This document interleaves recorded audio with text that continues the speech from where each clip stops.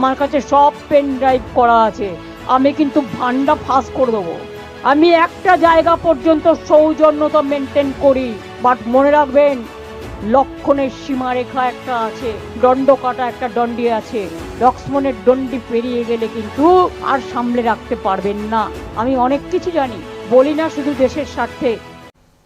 तो सुना आपने, यहां ममता बनर्जी कह रही हैं कि उनके पास पेन ड्राइव है, पेन ड्राइव, जी हां, जिसमें कोयला तस्करी घोटाले से संबंधित जुड़े हुए सबूत हैं। और ममता बनर्जी ने चेतावनी दी है कि अगर केंद्र की एजेंसियां यानी ईडी और केंद्र सरकार ज्यादा दबाव डालेंगी तो वो सब राज खोल कर रख देंगी और पूरे देश में इसका जो मैसेज है वो ठीक नहीं जाएगा, पूरा देश दंग रह जाएगा। ममता बनर्जी ने कल की रैली में हजारों लोगों के सामने कहा कि अमित शाह या मोदी को उम्मीद नहीं होगी कि कोई सीटिंग सीएम इस तरह से उनको चुनौती देगा। ऐसी सियासी धौंस तो बीजेपी ही दिखाती रही है, लेकिन अब उसे पलटकर सुनने मिला है, यानी ईडी की रेड वाला दांव बंगाल में बैकफायर कर रहा है। इधर ममता सरकार ने आज आईपैक पर ईडी की छापेमारी वाले मामले में सुप्रीम कोर्ट में कैविएट एप्लीकेशन दाखिल कर दी और दूसरी तरफ कैविएट दाखिल कर ममता सरकार ने शीर्ष अदालत यानी सुप्रीम कोर्ट से आग्रह किया है कि अगर इस मामले में कोई भी याचिका या अपील दायर की जाती है तो राज्य सरकार का पक्ष सुने बिना कोई आदेश पारित न किया जाए। आपको बता दूं कि सरकार के इस कदम का उद्देश्य यह सुनिश्चित करना है कि अदालत किसी भी एक तरफा आदेश से पहले संबंधित पक्ष को सुनवाई का पूरा अवसर दे। दरअसल तृणमूल कांग्रेस यानी टीएमसी को अंदेशा था कि एनफोर्समेंट डायरेक्टरेट यानी ईडी इस मामले में सुप्रीम कोर्ट जा सकती है और उसका अंदेशा सही निकला, क्योंकि ईडी अब सुप्रीम कोर्ट के दरवाजे पहुंच चुकी है और सुप्रीम कोर्ट में ईडी ने एक याचिका दाखिल कर दी है, जिसमें आरोप लगाया गया है कि मुख्यमंत्री ममता बनर्जी के नेतृत्व वाली पश्चिम बंगाल सरकार ने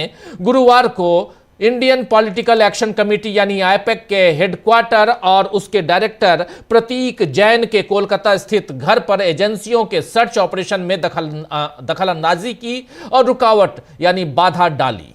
अब दोनों पक्ष अदालत में हैं, यानी पश्चिम बंगाल सरकार और खुद ममता बनर्जी और दूसरी तरफ से ईडी, ये दोनों पक्ष अदालत में हैं। तो फैसला किसके पक्ष में जाएगा ये देखना होगा। लेकिन फिलहाल बीजेपी पश्चिम बंगाल में पस्त दिख रही है दोस्तों। इधर उत्तर प्रदेश में भी एसआईआर के बाद बीजेपी की परेशानी बढ़ गई है और कहा जा रहा है कि योगी आदित्यनाथ इस बात से परेशान हैं कि एसआईआर यानी स्पेशल इंटेंसिव रिवीजन में जो 2.25 करोड़ नाम काटे गए हैं उनमें ज्यादातर बीजेपी के वोटर हैं जिनके नाम कट गए हैं। इसी के बाद अब उत्तर प्रदेश बीजेपी अध्यक्ष पंकज चौधरी नए नवेले अध्यक्ष हैं, उनके साथ योगी ने एक वर्चुअल बैठक की है, जिसके बाद हर बूथ पर कम से कम 200 वोटर जुटवाने की योजना बीजेपी बना रही है। और इधर अखिलेश यादव ने भी आज एक प्रेस कॉन्फ्रेंस कर आरोप लगाया है कि एसआईआर में पीडीए वोटर्स का नाम काटने की बड़ी साजिश योगी सरकार कर रही है। आइए जरा सुन लीजिए। चुनाव आयोग के माध्यम से और भारत सरकार की एक्सरसाइज के बाद जो डिफरेंस नजर आ रहा है, वो डिफरेंस इतना नजर आ रहा है कि लग रहा है कि कोई न कोई साजिश षड्यंत्र चल रहा है। वोट पीडीए समाज का काटने का और अपना वोट बढ़ाने का। जब एक प्रतिष्ठित अखबार में यह बात आई कि सरकार ने ये निर्देश दिए हैं कि हर बूथ पर 200 वोट बढ़ाए जाएं, तो शक और गहरा हो जाता है। क्या कोई कल्पना कर सकता है कि एक दल ये कहे कि वोट बढ़ाया जाएगा 200 और सुनने में आ रहा है अलग अलग जिले में अधिकारी भेजे जा रहे हैं। अगर अधिकारी भेजे जा रहे हैं तो उसकी सूची कहां है? तो उत्तर प्रदेश का हाल सूरत हाल आप देख रहे हैं और बता रहे थे यहां अखिलेश यादव कि किस ढंग से बीजेपी यहां प्लानिंग कर रही है हर बूथ पर 200 वोटर्स को बढ़ाने का, और इसमें बीजेपी अपने हिसाब से काम करेगी, अंदेशा यहां पर जता रहे हैं अखिलेश यादव।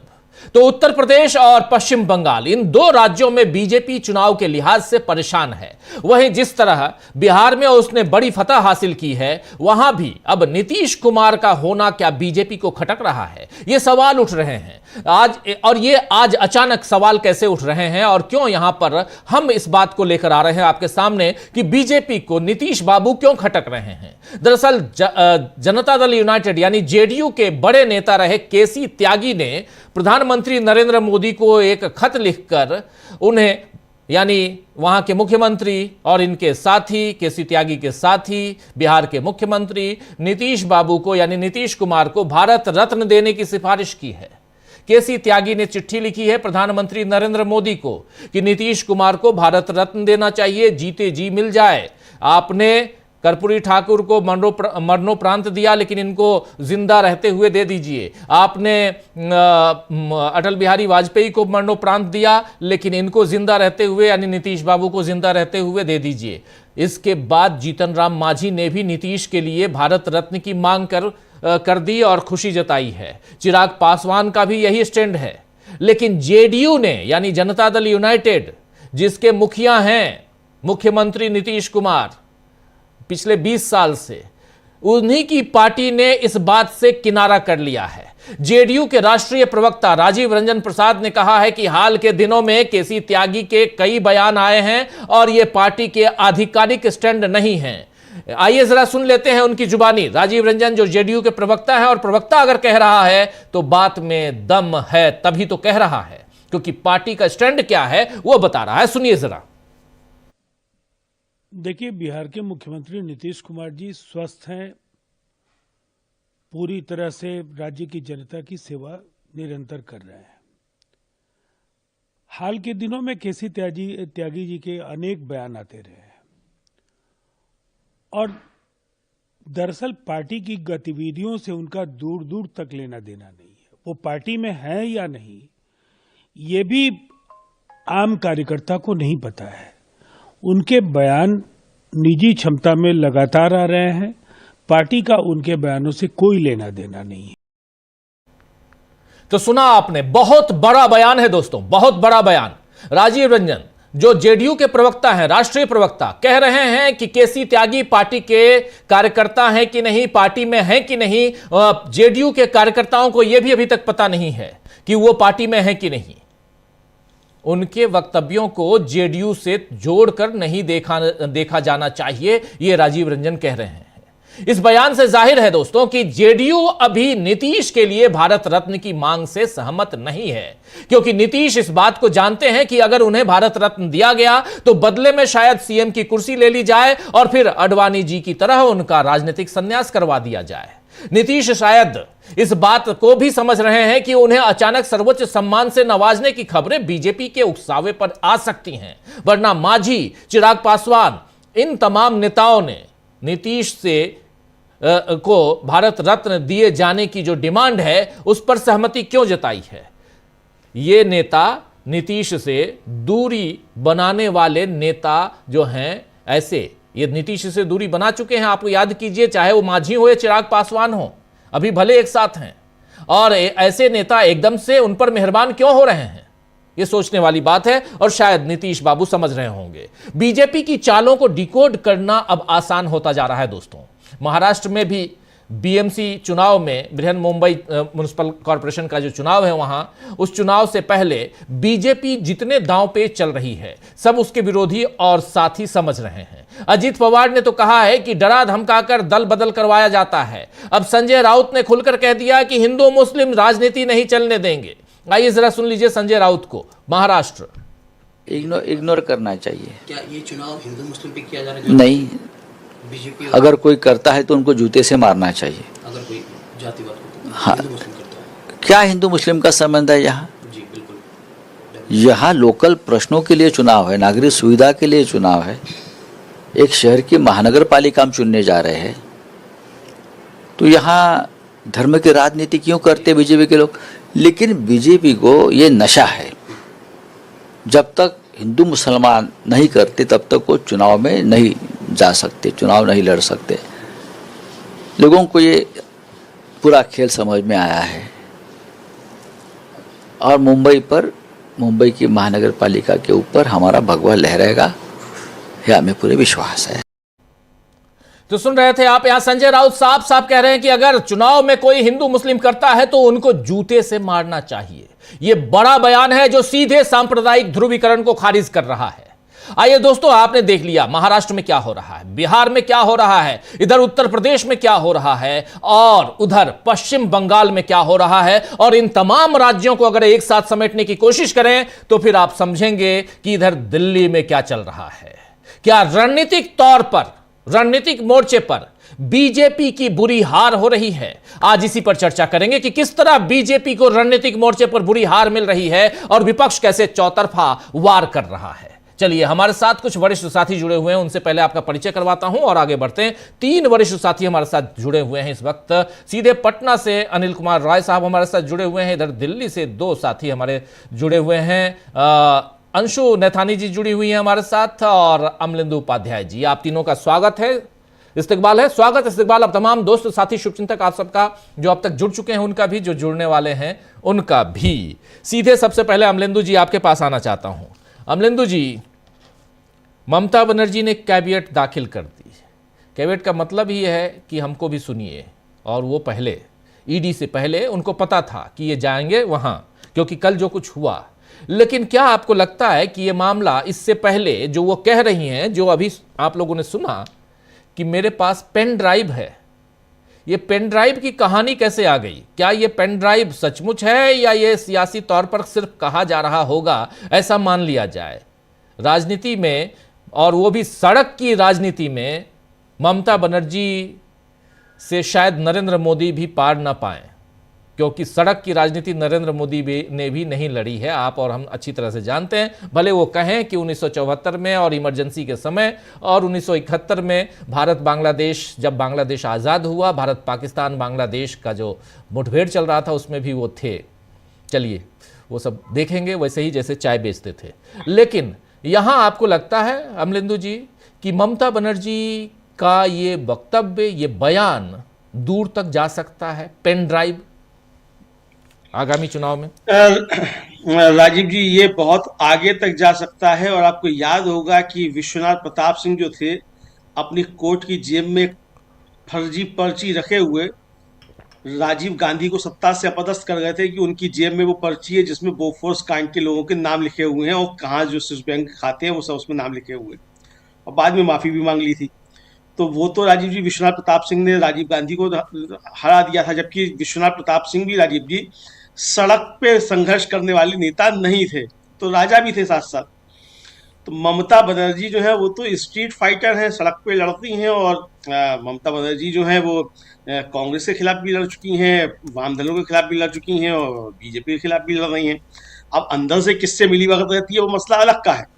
लेकिन ये जो पेन ड्राइव का मसला आ गया है राजीव जी, अब जो संदेश जा रहा है पूरे पश्चिम बंगाल में, वो संदेश ये जा रहा है कि इस पेन ड्राइव में अमित शाह के मामले में कुछ टिप्पणियां हैं और शायद कुछ लिंक इनके होंगे, और इसलिए ममता बनर्जी इतनी चौड़ी छाती करके कह रही है कि तुम्हारा इस पेन ड्राइव में मामला है और मैं ये सब बता सकती हूँ, लेकिन देश में चूंकि इसका बुरा असर पड़ेगा तो इसलिए मैं खामोश हूँ, देश के वास्ते खामोश हूँ, ये ममता बनर्जी कह रही है। तो राजीव जी, अब ये मुद्दा तो एक बन गया है। दूसरी बात ये कि जो जिन शुभेंदु का वो नाम ले रही हैं, वो शुभेंदु अधिकारी पहले टीएमसी में ही थे, ममता बनर्जी के ही राइट हैंड थे। और राजीव जी, ममता बनर्जी के कई जो राइट हैंड रहे हैं वो सब नारदा सारदा घोटाले में सब फंसे रहे हैं, तो लिंक भी कुछ ना कुछ होंगे। तो शुभेंदु अधिकारी के बारे में हो भी सकता है कुछ चीजें हो, और अमित शाह के लिए वो कह रही हैं तो हो सकता है कि यही हो। अब राजीव जी, शंकाएं ये भी व्यक्त की जा रही हैं सत्ता के गलियारों में और राजनीति के गलियारों में कि क्या आईपैक के दफ्तर पे जो ईडी की रेड पड़ी वो वास्तव में इस पेन ड्राइव को हासिल करने के लिए ही डाली गई थी, और ये भनक लग गई थी कि कोई पेन ड्राइव है और उसमें अमित शाह और शुभेंदु अधिकारी के कोयला जो तस्करी है उससे जुड़े कोई मामले हैं और वो उस पेन ड्राइव में है सबूत उसमें, तो वो सबूत जो है वो उनसे जब्त कर ली जाए, इसके लिए वहाँ छापा डाला गया। और ममता बनर्जी जो छापे के बीच जाके उन्हें मालूम था ये पेन ड्राइव कहाँ रखी हुई है, वो पेन ड्राइव उठाकर ले आएंगे। अब ये जो राजीव जी चर्चा चल रही है, इस पे देखिए शुभेंदु अधिकारी ने तो कह दिया साहब वो डिफेमेशन केस करेंगे। अरे डिफेमेशन केस करोगे, जब उस पर फैसला होगा तब होगा। फिलहाल तो ये है कि इस समय चुनाव में क्या होने जा रहा है? आपके पास क्या इसका जवाब है कि ममता बनर्जी के पास पेन ड्राइव में सबूत है कि आप जो है कोयला तस्करों से आपके पास पैसा आता है, अब वो अमित शाह तक पहुंचता है, ये वो आरोप लगा रही है। इस तो साफ आरोप साफ का कह रहे हैं कि शुभेंदु पैसा लेता है और अमित शाह को देता है। अमित शाह को देता है, साफ साफ यही कह रही है। साफ साफ कि कह रही शुभेंदु है। अधिकारी पैसा, हाँ, साफ साफ कह रही है कि शुभेंदु अधिकारी पैसा लेते हैं और अमित शाह को देते हैं। शुभेंदु अधिकारी तो चलिए अपने ट्विटर पे लिख दिया कि हम डिफेमेशन केस करेंगे, लेकिन अमित शाह जी ने अभी तक क्यों नहीं कुछ कहा है राजीव जी कि मेरे पास पैसा नहीं आता है, ममता बनर्जी झूठ बोल रही है या गलत बोल रही है और ऐसा कुछ नहीं है। अमित शाह की तरफ से आना चाहिए। जेपी नड्डा कल कोलकाता में ही थे, मतलब पश्चिम बंगाल में ही थे। जेपी नड्डा ने वहां से कोई बयान क्यों नहीं दिया? हमने तो नहीं देखा जेपी नड्डा का बयान कोई, या अमित शाह का बयान कि ममता बनर्जी मिथ्या वाचन कर रही है इस तरह की, कोई जो पैसा नहीं आता है अभी तक नहीं आया है। बीजेपी की तरफ से ऑफिशियल कोई इस पे खंडन भी नहीं आया है। तो ये राजीव जी समझा जाता है कि कुछ ना कुछ मामला तो निश्चित तौर पे होगा। ममता बनर्जी जब दम ठोक कर कह रही हैं कि मेरे पास ये सबूत हैं और मैं इसको ज्यादा मुझे छेड़ोगे तो छोड़ूंगी नहीं और मैं इसको जगजाहिर कर दूंगी, और उसके बाद से राजीव जी बीजेपी के खेमे में देखिए बिल्कुल हलचल एकदम नहीं है, खामोशी छा गई है, सन्नाटा छाया हुआ है एकदम से। तो जो भी अब जो ममता बनर्जी कह रही हैं तो फ्रंट फुट पर आकर कह रही हैं, तो इसका असर राजीव जी देखिए चुनाव में तो पड़ेगा ही पड़ेगा, लेकिन सबसे ज्यादा असर जो है जो चाणक्य साहब हैं उनकी रणनीति पर पड़ रहा है कि चाणक्य की कैसी रणनीति थी कि अपने बुने जाल में ही जो फंसते चले जा रहे हैं और इन सवालों के जवाब नहीं दे पा रहे हैं, वरना तो चाणक्य साहब आगे बढ़कर आपको रोकना चाहूंगा। ये चाणक्य वर्ड शब्द से मुझे बड़ी तकलीफ होती है, ये शब्द मत कीजिए। और ये बीजेपी के लोग भी अब अमित शाह के लिए नहीं इस्तेमाल करते हैं। और एक चाणक्य अपने इतिहास का एक बहुत शानदार किरदार है, बहुत शानदार किरदार है। तो चाणक्य को चाणक्य रहने दीजिए और आज के लोगों को चाणक्य मत बनाइए प्लीज़, है ना। इसलिए आप इसको विड्रॉ कर लीजिए। कल भी आप कह रहे थे और आज भी मैं कह रहा हूँ, इसको बहुत उसके साथ कह रहा हूँ कि आप इसको विड्रॉ कर लीजिए। और अब तो बीजेपी के लोग भी नहीं कहते हैं अमित शाह के लिए चाणक्य, और आप क्यों आगे बढ़ा रहे हैं मुझे समझ में नहीं आता है। खैर, लेकिन इसको विड्रॉ कर लें तो बेहतर होगा, अच्छा लगेगा, मुझे अच्छा लगेगा, क्योंकि वो किरदार बहुत शानदार किरदार है और बहुत कुछ अब जिस भी ढंग से लिखा गया है उस किरदार पे वो बहुत शानदार लिखा गया है, पढ़ के अच्छा लगता है, मज़ा आता है। जीवन की कुछ सच्चाइयों से हम लोग दो चार होते हैं इसलिए भी, और खासकर मौर्य वंश की बात जब होती है तो एक शानदार। लेकिन अब कहाँ वो चाणक्य और कहाँ आप आज की बात कर रहे हैं। थोड़ा आज के किरदारों पे आते हैं। हमारे साथ दो और साथी हमारे जुड़ गए हैं। धनंजय जी हमारे साथी बहुत एक लंबे अंतराल के बाद जुड़े हैं। धनंजय जी आपका स्वागत है। मुंबई में बहुत कुछ चल रहा है, आपसे समझेंगे। और हमारे साथ जुड़े हुए हैं प्रशांत टंडन जी भी जुड़ गए हैं। आप दोनों का एक बार स्वागत फिर से। अमलेंदु जी अपनी बात आगे बढ़ाइए आप। चलिए राजीव जी, मैं वापस ले लेता हूँ। चाणक्य को मैं नहीं कहूंगा, बीजेपी उनको कहती थी, वो खुद भी चाणक्य कहते थे, लेकिन अब वो जब उन्हीं के लोग नहीं मान रहे तो हम काहे को कहें, ये बात भी आपकी सही है। और वैसे तो नाम बदलने में बड़े माहिर हैं, ये घनानंद को ही चाणक्य बना सकते हैं, तो हो सकता है इन्होंने नाम बद परिवर्तन कर दिया हो, तो ये कुछ भी कर सकते हैं राजीव जी मेरा। लेकिन जो राजीव जी इनके रणनीतिकार है, मतलब मुख्य रणनीतिकार अमित शाह समझे जाते हैं, रणनीतिकारी कहा जाए, वो रणनीतिकार बंगाल में फेल होते हुए फिलहाल नजर आ रहे हैं। कल को क्या होगा हम नहीं कह सकते, क्या होगा क्या नहीं होगा, लेकिन फिलहाल जो नजर आ रहा है उसमें बीजेपी की जो मुख्य रणनीतिकार हैं वो बुरी तरीके से फेल होते हुए नजर आ रहे हैं, बैकफुट पर नजर आ रहे हैं। और विपक्ष का जो चौतरफा वार हो रहा है, बीजेपी उससे घायल और आहत दिखाई पड़ रही है। कोई रेमेडी फिलहाल बीजेपी को बंगाल में नजर नहीं आती है राजीव जी, ये साफ तौर पर समझ में आ रहा है। जी जी जी, बिल्कुल बिल्कुल। चलिए आगे बढ़ते हैं, जरा स्क्रीन पर हमारे तमाम साथियों को लाइए, जरा समझते हैं। और प्रशांत जी आपके पास आना चाहता हूं, कैसे आप देखते हैं। देखिए बहुत सारे मुद्दे हैं, कुछ मुद्दों को आप सुन चुके होंगे, कुछ मुद्दों को यहां समेटने की हम कोशिश कर रहे हैं। और रणनीतिक तौर पर कैसे यहां बीजेपी बुरी हार झेल रही है। अब हार का मतलब यह नहीं कि चुनाव में ही हार जाए तभी वह हार है। रणनीतिक मोर्चे पे आप हारते हैं और ये लगातार दिखाई दे रहा है। विंटर सेशन से आप देख रहे होंगे, विंटर सेशन, और अब तो इसी महीने की 28 तारीख से बजट सेशन आने वाला है। लेकिन उससे पहले उधर नीतीश बाबू को निपटाने की शुरुआत हो गई है। नीतीश बाबू को भारत रत्न दे दो, और मांग कौन कर रहा है, तो केसी त्यागी। और केसी त्यागी पर उन्हीं की पार्टी के प्रवक्ता खुले तौर पे कह रहे हैं कि वो हमारी पार्टी में है भी नहीं है। जब हम आएंगे अनिल कुमार रॉय साहब के पास तो ये और विस्तार से बताएंगे। एक तो ये बात है। दूसरी तरफ SIR पे हम लोग बाद में भी 2-4 और एपिसोड बनाएंगे जिस पे उत्तर प्रदेश के एसआईआर पे बात करना जरूरी है, बहुत जरूरी है, उस पर और खुल के बात करेंगे। लेकिन तीसरी महत्वपूर्ण बात है वो यहां की है, पश्चिम बंगाल की है, और जिसमें अब पेन ड्राइव बीच में लेकर ममता बनर्जी आ गई हैं। ये पेन ड्राइव की कहानी जरा समझाने की कोशिश कीजिए कि इस पेन ड्राइव से ममता बनर्जी में और अमित शाह और नरेंद्र मोदी की राजनीति में एक फर्क ये है, प्रशांत जी आप सब समझते होंगे, सहमत होंगे मेरी बातों से, कि ममता बनर्जी सड़क, और कल आप भी बता रहे थे, नंदीग्राम, सिंगूर, ये यहां से निकली हुई ममता बनर्जी हैं, उससे पहले भी। लेकिन ये उस दौर की बात मैं कर रहा हूं, 2009 की बात कर रहा हूं, 2006, 7, 8 की बात कर रहा हूं, उस दौर की, और वहां से निकली हुई ममता बनर्जी।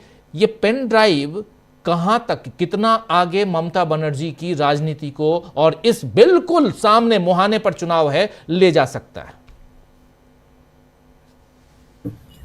रामधारी सिंह दिनकर रश्मि रथी में कहते हैं कि नाश मनुष्य पर छाता है, पहले विवेक मर जाता है। जी, पहले विवेक मर जाता है। यही दिखाई दे रहा है कि एसआईआर में आपको डिजायर्ड रिजल्ट्स मिल रहे थे। जी, एसआईआर के जरिए आपने बिहार को ले लिया, कोई लहर किसी को नहीं दिखाई दी थी, बाद में कुछ लोगों को लहर दिखाई दी, लेकिन 90% स्ट्राइक रेट की लहर बिहार में एसआईआर ने पैदा की। उत्तर प्रदेश में राजीव जी 54 ऐसी सीटें हैं जहां 5000 वोटों से हार जीत हुई है, और एसआईआर वहां पे क्या कर रहा है उसका मैं एक छोटी सी बानगी रखूंगा। उसके बाद आप देखिए कि पश्चिम बंगाल में यही काम हो रहा था, और पूरी ममता बनर्जी हो चाहे विपक्ष हो, वो डिफेंसिव थे, कि वो असहाय थे कि करें क्या, सिवाय इसके कि हेल्प सेंटर बना दें, लोगों की मदद करें। लेकिन वो तो बीएलओ के को बाईपास करके प्री फिल्ड फॉर्म आ रहे हैं, सॉफ्टवेयर आ रहे हैं, एल्गोरिथम जो कि नाम उड़ा रहे हैं। तो असहाय थी पॉलिटिकल पार्टियां कि क्या करें। सुप्रीम कोर्ट एसआईआर पे सुनवाई नहीं कर रहा, वो सेमिनार कर रहा है, आप भी सुनते हैं। वो कॉन्स्टिट्यूशन क्लब की सेमिनार है जो वहां चल रही है, कोई फैसला उसमें नहीं हो पा रहा है और ना होगा। वैसे ही होगा जैसे अमरिंदु जी कल बता रहे थे कि 8 तारीख को सुनवाई थी, 8 तारीख को सुनवाई थी। सुप्रीम कोर्ट ने ये कहा, माननीय दोनों बेंच के दोनों जजों ने, कि अभी बहुत अहम मुद्दे पे हम बात कर रहे हैं, इसके बाद एसआईआर पे बात करेंगे। वो अहम मुद्दा क्या था? कुत्ते, स्ट्रे डॉग्स, वो बहुत अहम मुद्दे हैं।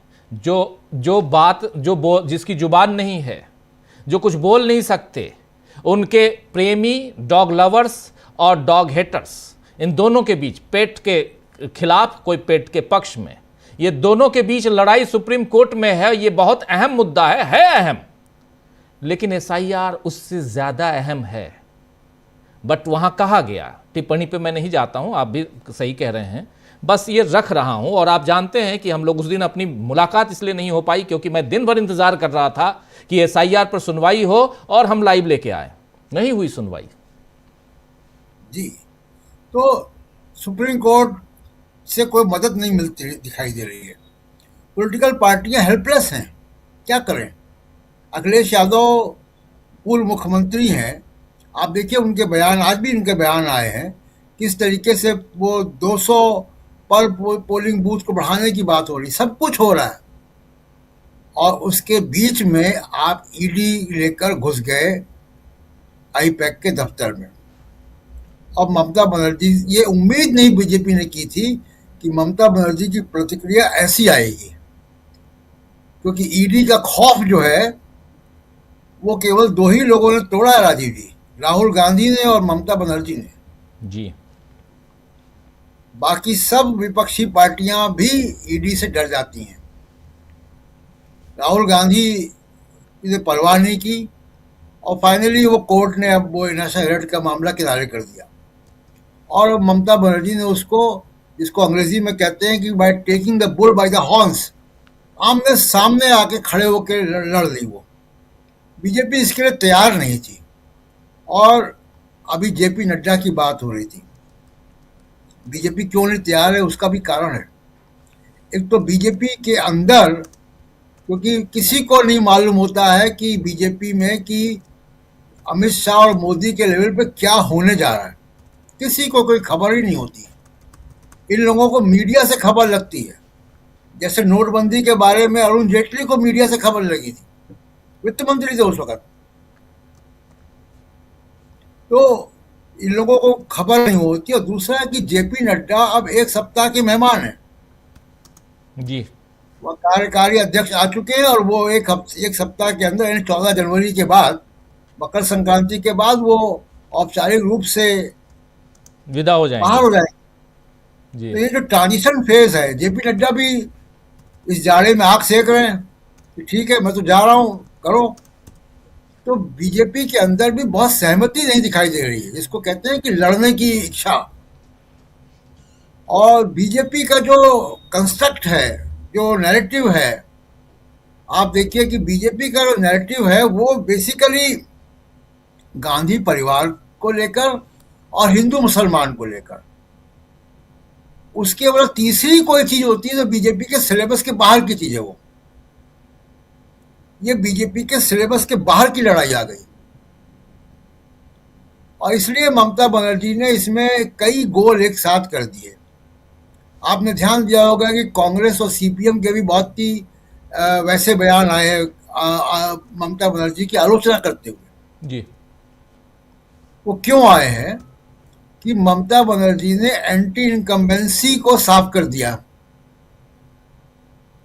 जो वो सोच रहे थे कि एंटी इनकम्बेंसी होगी तो कुछ वोट बीजेपी को मिले, कुछ हम लोगों को भी मिलेगा, तो वो एंटी इनकम्बेंसी का बुखार ममता बनर्जी ने उतार दिया। इसलिए नाराजगी वहां भी है। तो जो भी नाराजगी ममता बनर्जी से थी, जो आरोप थे, वो सब अब बड़ी लकीर खींच दी ममता बनर्जी ने।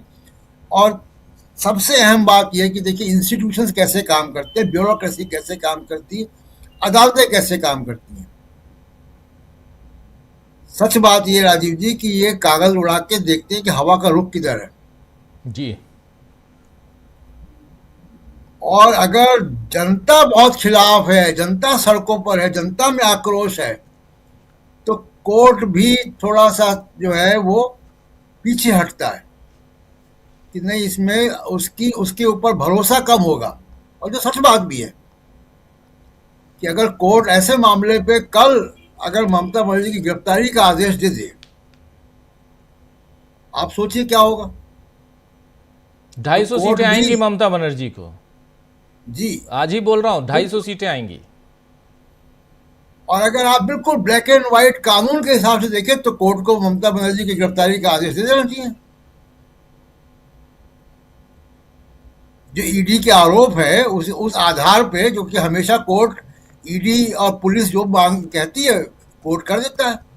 तो अगर कोर्ट ये काम कर दे तो जनता का जो आक्रोश है, जनता का जो गुस्सा है, जनता का विश्वास कोर्ट के प्रति कम होगा। इसलिए कोर्ट ने सुनवाई नहीं की। देखिए जज जो है वो 24 घंटे का जज होता है, वो कहीं भी सुनवाई कर सकता है, अपने घर में कर सकता है, वो कहीं सिक्योर प्लेस में भी सुनवाई कर सकता है।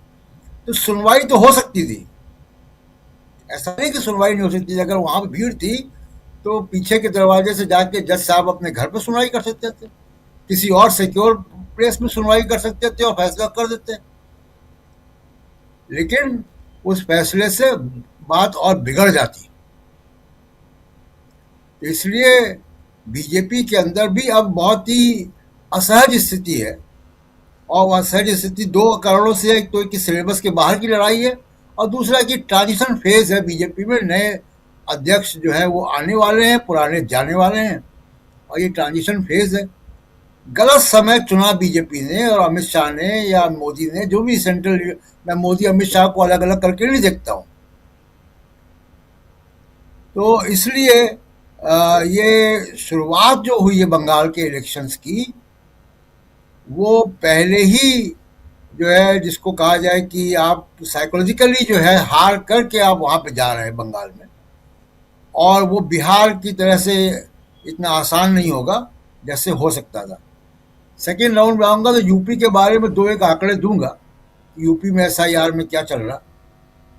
जी जी, बिल्कुल बिल्कुल। जरा अंशु जी के पास आना चाहता हूं, जल्दी से स्क्रीन पर ले आए। अंशु जी, जरा आपसे समझूं, उत्तर प्रदेश नहीं, पहले पश्चिम बंगाल ही चलते हैं। ममता बनर्जी की इस राजनीति को, इस सियासत को, जहां सीधी चुनौती नहीं, कोई बयान नहीं, पर्सनली चले जाना, ईडी के सामने फाइल लेके चले आना, इसको कैसे देखा जाए? इसकी दो तरह से आलोचना, कहीं समालोचना, कहीं आलोचना, कहीं कुछ और हम लोग देख रहे हैं, अलग अलग मीडिया में, अलग अलग जगह, अलग अलग ढंग से किए जा रहे हैं। लेकिन ओवरऑल देखा जाए सियासी तौर पर, तो क्या इससे तृणमूल कांग्रेस को बेनिफिट है? और क्या यहां ईडी के नाम से जो एक भय, एक डर का वातावरण रहा है, उसमें कहीं ना कहीं और लगाम लगाने की कोशिश है कि चुनाव से पहले अब आगे बढ़ने की कोशिश मत करना, वरना इसी ढंग से, क्योंकि पहले राहुल गांधी, फिर ममता बनर्जी, और आगे हो सकता है स्टालिन और बाकी लोग हों, करें, इसलिए कैसे देखती हैं इसको आप?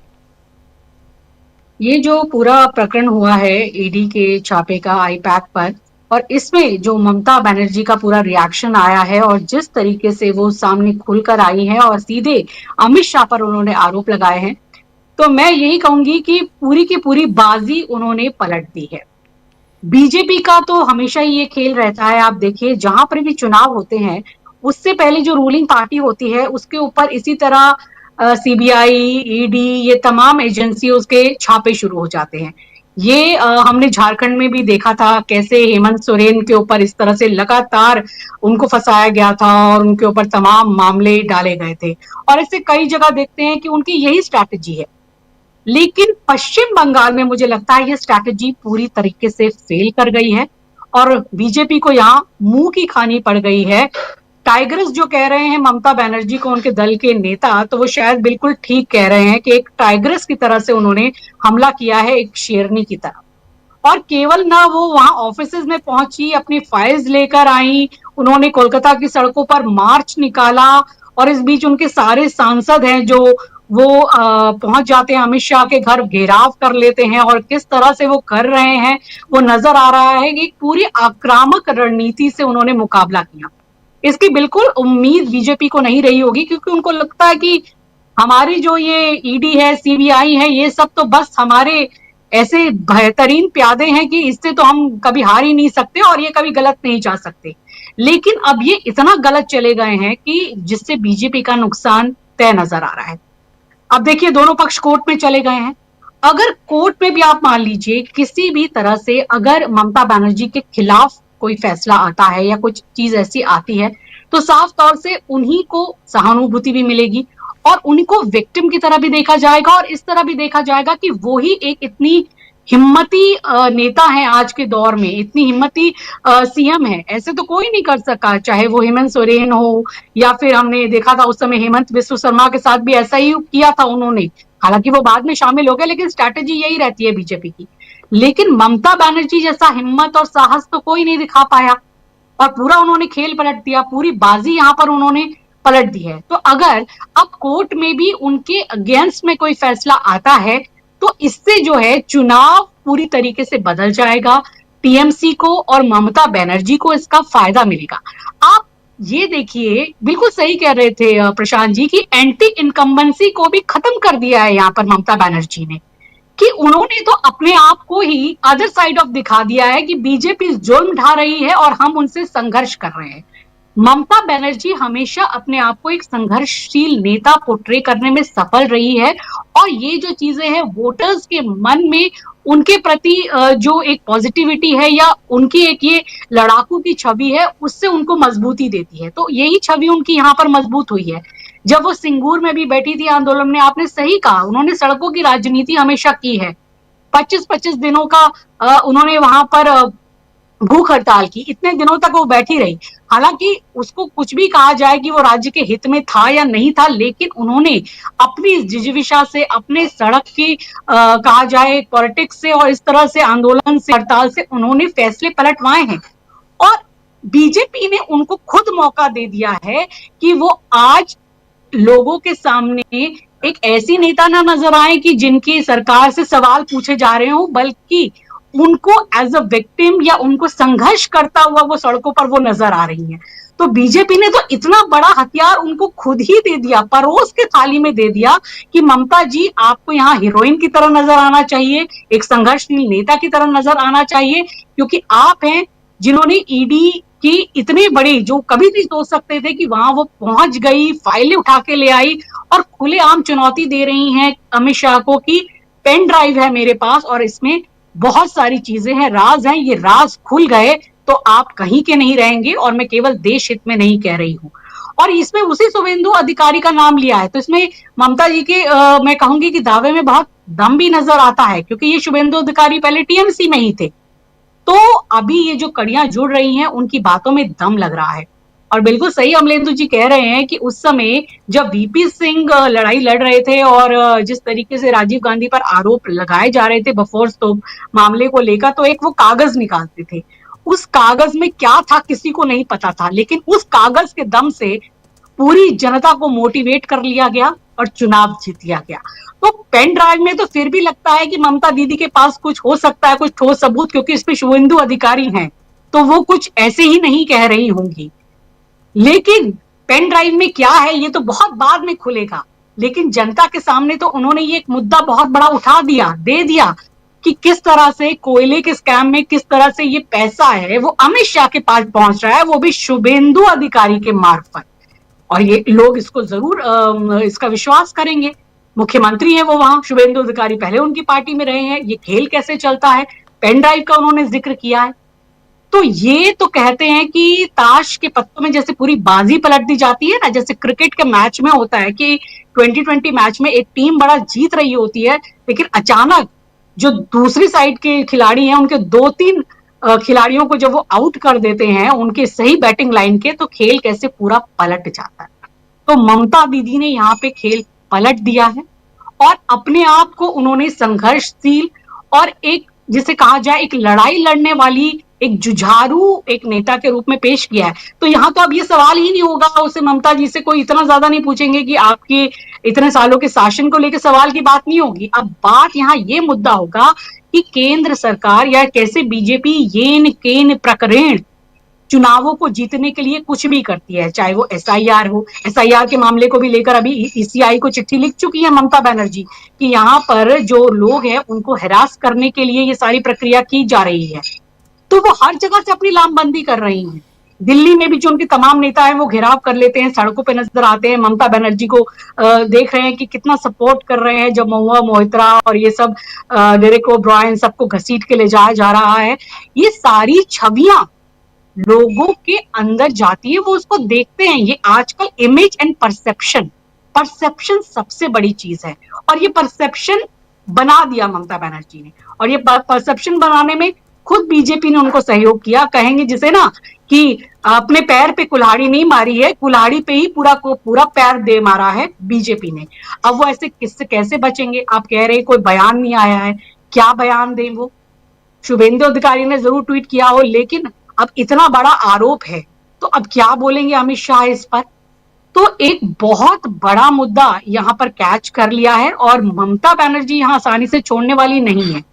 जो दूसरे प्रदेशों में जिस तरह से इन्होंने कर लिया वो ये बंगाल में नहीं कर पाएंगे, क्योंकि बंगाल एक बहुत अलग तेवर का राज्य है। ममता बनर्जी एक बहुत अलग तेवर के मुख्यमंत्री हैं जो सत्ता शासन में भी रहते हुए विपक्ष की राजनीति भी करती हैं और उसको बड़ा स्ट्रांगली करके दिखाती हैं। सेंटर के विरुद्ध वो जिस तरह से बोलती हैं, नरेंद्र मोदी के विरुद्ध भी वो जिस तरीके से तमाम बयान देती हैं और अमित शाह के खिलाफ भी वो जिस तरह से आई इस पूरे ईडी के छापों के प्रकरण में आईपैक के बाद, तो ये साफ दिख रहा है कि उन्होंने पूरा बदल दिया है, पलट दिया है खेल को। बीजेपी वर्सेस टीएमसी तो है ही है, अब ये बिल्कुल ममता वर्सेस मोदी एंड शाह हो गया है और ये एक बहुत बड़े लेवल पर इनको ले गई है और चुनाव में टीएमसी को फायदा नजर आ रहा है। अगर न्यायालय में इनको कुछ नुकसान होता है तो भी टीएमसी को फायदा होगा, ये मुद्दा उछलता है पेन ड्राइव का तो भी टीएमसी को फायदा होगा। अब देखना होगा बीजेपी को कोई नया दांव, कोई नया पैंतरा लाना होगा इससे भी बढ़कर, और देखते हैं कि वहां पर अब क्या षड्यंत्र रचा जाएगा, क्योंकि उनके तो एक मतलब सधे हुए फॉर्मूले थे, वो वही यूज कर रहे थे। ईडी, SIR जो उन्होंने बिहार में किया, दूसरे स्टेट में किया, लेकिन यहाँ ममता दीदी ने काफी उनकी रणनीति को धक्का पहुंचाया है। जी जी, बिल्कुल बिल्कुल, बिहार की बात आप कर रहे हैं, जरा चलते हैं बिहार। अनिल कुमार रॉय साहब, आखिर ये चल क्या रहा है, जरा समझें आपके जरिए। हम पश्चिम बंगाल भी, और पश्चिम बंगाल पे आप कुछ कहना चाहते हैं जरूर जोड़िए, लेकिन नीतीश कुमार को भारत रत्न देने की सिफारिश, डिमांड अभी से क्यों? जी धन्यवाद।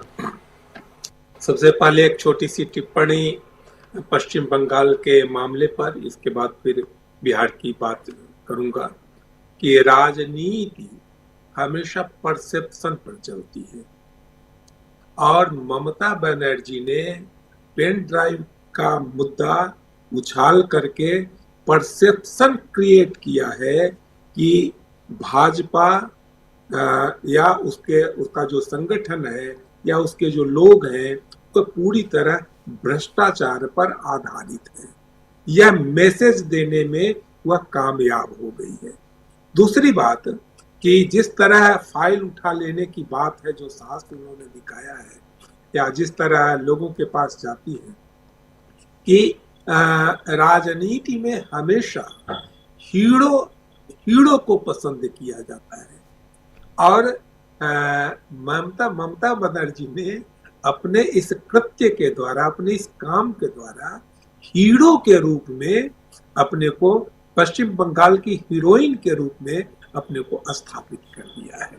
जी जी जी, जी। लेकिन उत्तर, यहाँ बिहार जी, अब बिहार की बात करते हैं कि केसी त्यागी जी बहुत पुराने आदमी हैं, संघर्ष करके और काबिल भी आदमी हैं। मैं उनकी प्रशंसक, व्यक्तिगत रूप से मैं उनका प्रशंसक भी रहा हूँ। वे पढ़ने लिखने वाले भी आदमी हैं, लिखते भी हैं। लेकिन एक बात आपने गौर की कि सारी काबिलियतों के बावजूद केसी त्यागी जी कभी भी किसी महत्वपूर्ण पद पर नहीं रहे। सांसद बने वो अलग बात है, लेकिन किसी बहुत महत्वपूर्ण पद पर राजनीति में वो नहीं रहे हैं, कि हमेशा लगभग एक उपेक्षित रहे हैं। जदयू के महासचिव भी थे। अभी इस बात को रिलेट करके राजीव रंजन जी के उस बयान के साथ रिलेट करके देखिए कि हाँ, उसके पहले एक बात और याद कर लीजिए कि अपनी इसी उपेक्षा के कारण कि उनके लड़के ने देखा कि जदयू में अब इनका कोई स्थान नहीं है, अब बूढ़े हो गए कि अब जदयू में कोई स्थान नहीं पा सके।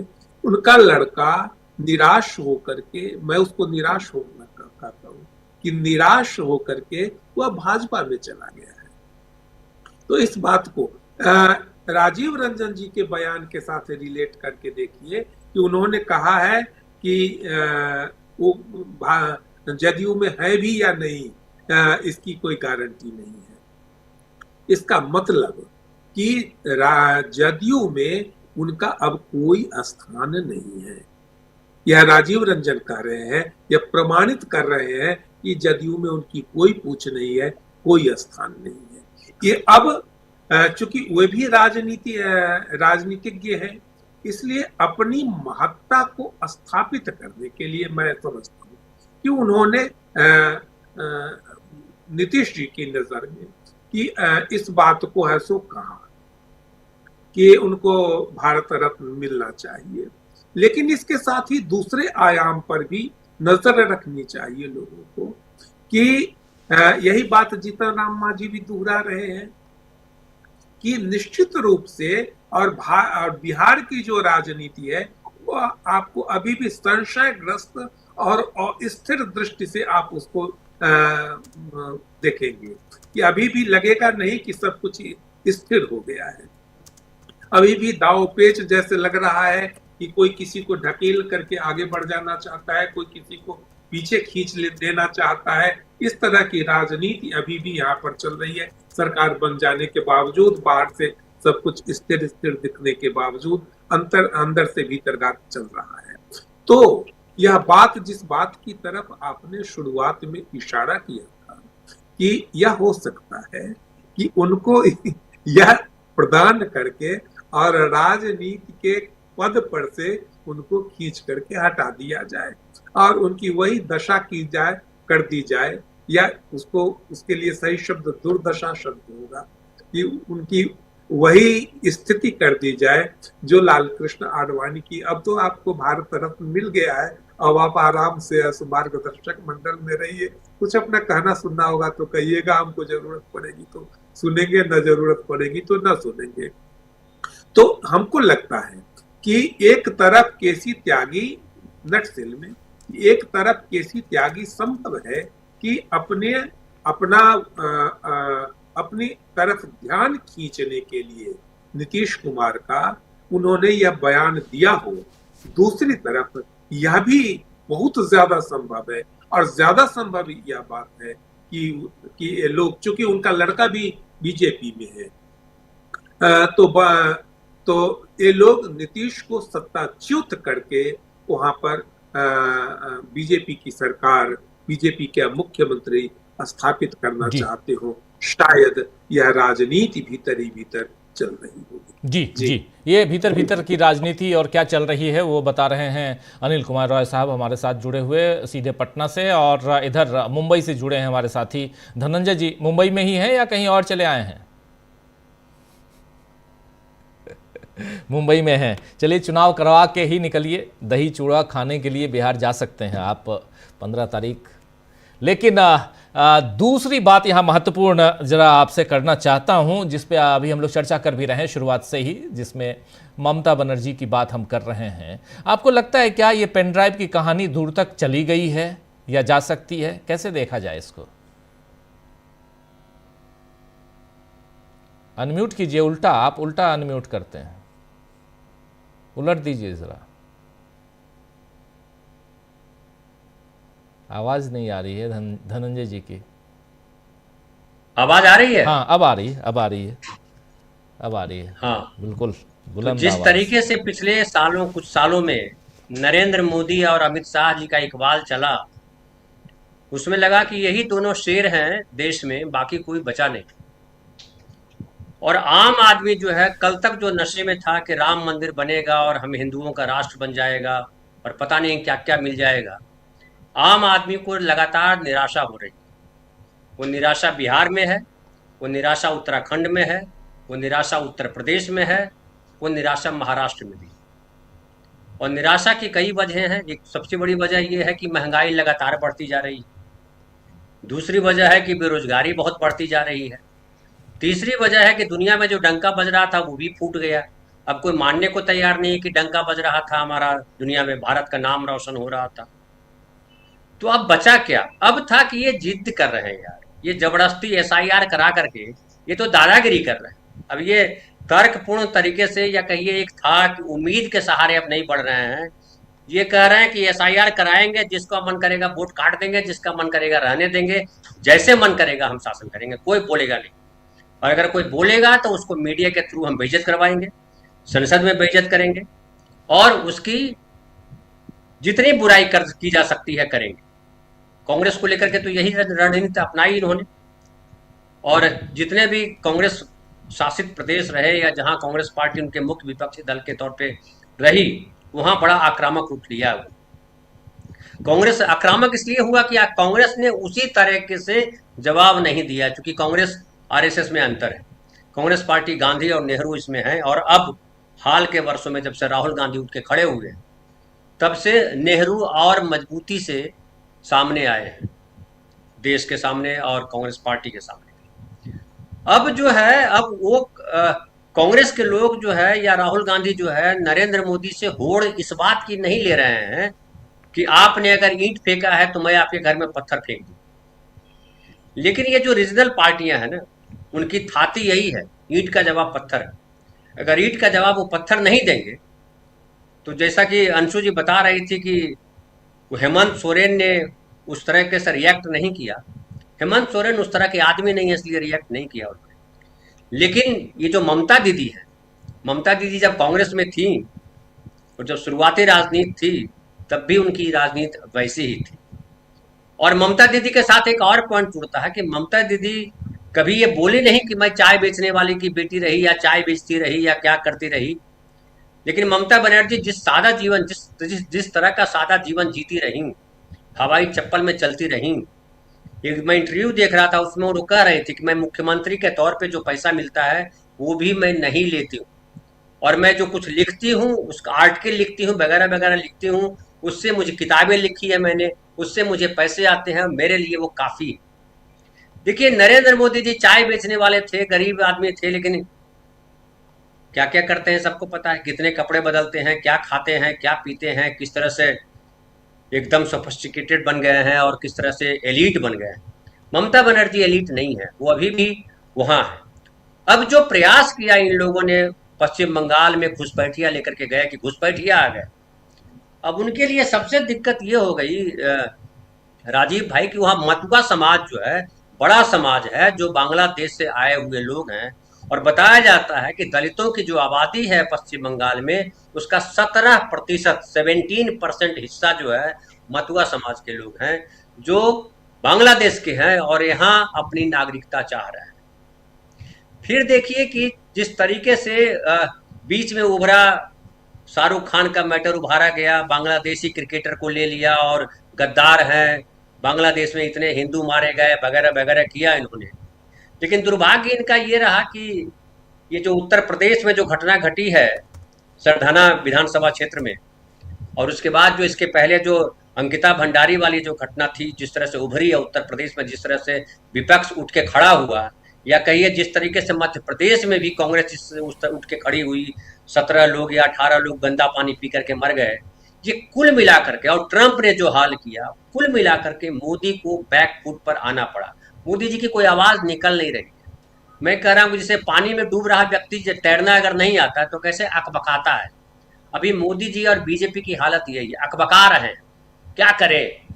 और ममता दीदी ने इतना लाउड रूप ले लिया है, जो कि वो अपने नेचर के अनुसार है, वो कोई कम मतलब वो ऐसा नहीं कि वो उन्होंने जान के लिया है, ऐसा सोचा प्लान किया, कुछ नहीं, वो उनका वही नेचर है। और जो उन्होंने कहा है, जो सीडी की बात और जो पेन ड्राइव की बात आप कर रहे हैं जी, अब सब तो कहावत कहते ही हैं कि हमाम में सब नंगे हैं। तो क्या ममता दीदी तो बीजेपी के साथ भी रहेंगे? नरेंद्र मोदी के बारे में नहीं जानती है ममता जी? हम आप पत्रकार जानते हैं, ढेर सारी बातें भले नहीं कहते हैं, लेकिन क्या ममता जी नहीं जानती है? और ममता जी जो है रीजनल पार्टी है, एक गैर हिंदी प्रदेश है पश्चिम बंगाल। आप ये मत समझिए हिंदी पट्टी है, गैर हिंदी प्रदेश में जब उन्होंने बंगाली अस्मिता का सवाल उठाया, बीजेपी वाले लोग क्या कर रहे हैं, गौर कीजिए, वहां के लोग वहां कर रहे हैं जो हालत बांग्लादेश की है, हिंदुओं की जो हालत बांग्लादेश में, वही पश्चिम बंगाल में है। अरे क्या बोल रहे हो, कहाँ है पश्चिम बंगाल में? आरजीकर मेडिकल कॉलेज में क्या हुआ, इतना हंगामा मचाया? वो संदेश खाली याद है? संदेश खाली में प्रधानमंत्री जाकर के कह रहे थे कि ये हो गया, इतना ये हुआ, वो हुआ, क्या हुआ, क्या मिला आपको, क्या ढूंढ कर लाए आप? तो तमाम मोर्चों पर बीजेपी ने जो नैरेटिव खड़ा किया, वो नैरेटिव आम आदमी को दिखाई पड़ा कि यह फॉल्स नैरेटिव। फिर वंदे मातरम को लेकर के जिस तरह के तमाशा किया, वंदे मातरम जो है, आपको पसंद है क्या वंदे मातरम? वंदे मातरम आप गा रहे थे क्या? तो कुल मिलाकर के इन्होंने अपनी मिट्टी खुद पलीद की, लेकिन वो मिट्टी पलीद ज्यादा इसलिए हो गई है कि अब मीडिया जो है, जो गटर मीडिया है, गटर मीडिया के पास भी तारीफ करने के कोई शब्द नहीं रहे। और आप इसका उदाहरण ले लीजिए कि वो जो खूब जोर जोर से चिल्लाते थे, अंग्रेजी में बोलते थे, कौन भारत चैनल है जिसके जो गोस्वामी जी हैं, वो अब खिलाफ बोलने लगे। उनके अभी रिपोर्टर को धकिया दिया उत्तर प्रदेश में, भाग इधर से, और ये इसको कहते हैं कॉलर पकड़ के धक्का दे देना पुलिस वाले। ये तो अब इनकी हैसियत हो गई है। तो फिर ट्रंप ने जो किया आज भी कि भैया हमसे बात ही नहीं किया ये आदमी।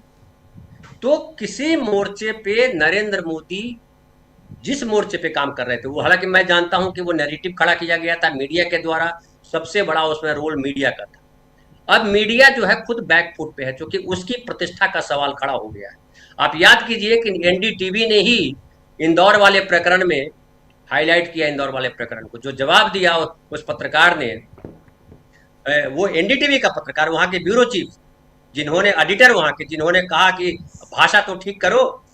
तो ये उनको भी अपनी जगह बचानी है, और ये समझ में मुझे लगता है बीजेपी को भी आ गया है कि अब चला चली का बेरा है, अब निकल लो इधर से। और निकलते निकलते होते हैं ना कि जब घर खाली करते हैं तो खूंटी उखाड़ लेते हैं, कुछ इधर अलमीरा नोच लेते हैं, उधर से फलाना लेके चले जाते हैं, ये यही कर रहे हैं। लेकिन मुझे लगता है कि ये बहुत बेइज्जत होके जाने वाले, इतनी आसानी से जाएंगे नहीं, इनको अभी बेइज्जत होना भी बाकी है। और जिस निर्लज्जता से उत्तराखंड में इनके मुख्यमंत्री धामी बोलते हैं, उतनी निर्लज्ज आदमी आपने देखा है क्या? मैंने तो नहीं देखा है, कोई देखा हो तो बताइएगा आप। देखिए, खबरें बहुत, बिल्कुल आप सही कह रहे हैं, खबरें अंकिता भंडारी के का आप जिक्र कर रहे हैं। इधर मेरठ में जो घटना घटी, थोड़ा सा आपने शायद उसको टच करने की कोशिश की। एक महिला की हत्या कर दी जाती है, एक बच्ची को उठा लिया जाता है, महिला जाती है, उसकी माँ जाती है, उसके पीछे भागती है, जबकि बच्ची के साथ क्या हुआ ये पता नहीं, माँ की हत्या कर दी जाती है। अभी से थोड़ी देर पहले ये गाजीपुर बॉर्डर पास में ही है, दिल्ली गाजीपुर बॉर्डर, जहां किसानों का आंदोलन हुआ था, वहां से गुजर रहे थे। पहले कांग्रेस के लोग जाना चाहते थे, रोक दिए गए, और फिर नगीना से सांसद चंद्रशेखर आज़ाद वो जा रहे थे, उनको रोक दिया गया। फिर वो अपनी कार से उतरकर पैदल ही दौड़ते दौड़ते आगे चले गए। मीडिया को रोक दिया गया है। वो बॉर्डर पे अभी बहुत ही हलचल तेज़ है, इसी दिल्ली बॉर्डर पे बहुत तेज़ है, और चूंकि हमारे ऑफिस के बिल्कुल बगल में वो बॉर्डर है, तो बहुत सारी चीज़ें हम तक आ रही हैं, और उस बॉर्डर पे रोक दिया गया है, और यहाँ से लेकर मेरठ तक छावनी में तब्दील कर दिया गया है। चारों तरफ बैरिकेडिंग हो गई है पुलिस की कि ये नगीना के सांसद चंद्रशेखर आज़ाद को किसी तरह पकड़ लिया जाए, क्योंकि वो जा रहे हैं वहाँ मिलने। देखिए, एक सांसद, एक जनप्रतिनिधि को जाने से रोकने के लिए पुलिस छावनी बना लेती है, लेकिन उन अपराधियों को रोकने के लिए, उन अपराधियों को पकड़ने के लिए पुलिस कहाँ है ये आता पता नहीं है। ये पता न चले इसलिए मीडिया को और जनप्रतिनिधियों को रोका गया है। इस बीच एक चिट्ठी आई है, वो चिट्ठी है ममता बनर्जी की। अभी थोड़ी देर पहले उन्होंने चिट्ठी लिखी है, ये चिट्ठी देखिए, ममता बनर्जी ने चिट्ठी लिखी है ज्ञानेश बाबू को। थोड़ा एक्सपोज कीजिए इसको, थोड़ा सा जूम इन कीजिए, समझ में आएगा। ज्ञानेश बाबू को चिट्ठी लिखी है, डियर मिस्टर ज्ञानेश कुमार, इन्होंने चिट्ठी लिखी है ऊपर, और जनवरी 10 आज की तारीख, चीफ मिनिस्टर ऑफ बंगाल। और ये चिट्ठी, I am deeply shocked and disturbed by the manner, ये पूरा कि किस ढंग से इन विच इलेक्शन कमीशन जिस ढंग से काम कर रहा है। और इसका एक छोटा सा भाग हिंदी में आपके सामने रख देता हूं। यहां कह रही हैं कि चुनाव आयोग द्वारा चल रही एसआईआर प्रक्रिया के दौरान आम नागरिकों को जिस तरह से लगातार परेशान किया जा रहा है, उससे मैं यानी ममता बनर्जी बेहद स्तब्ध और विचलित हैं। यह चौंकाने वाली बात है कि एक ऐसी प्रक्रिया जो रचनात्मक और फलदायी होनी चाहिए थी, उसमें पहले ही 77 मौतें, 77 डेथ यानी 77 मौतें हो चुकी हैं, जिसमें 4 आत्महत्या के प्रयास और 17 लोग बीमार पड़कर अस्पताल में भर्ती होने की स्थिति में हैं। कुछ पर्यवेक्षकों द्वारा आम नागरिकों को देशद्रोही करार दिए जाने और बिना किसी उकसावे के मौखिक दुर्व्यवहार किए जाने की चिंताजनक खबरें हैं।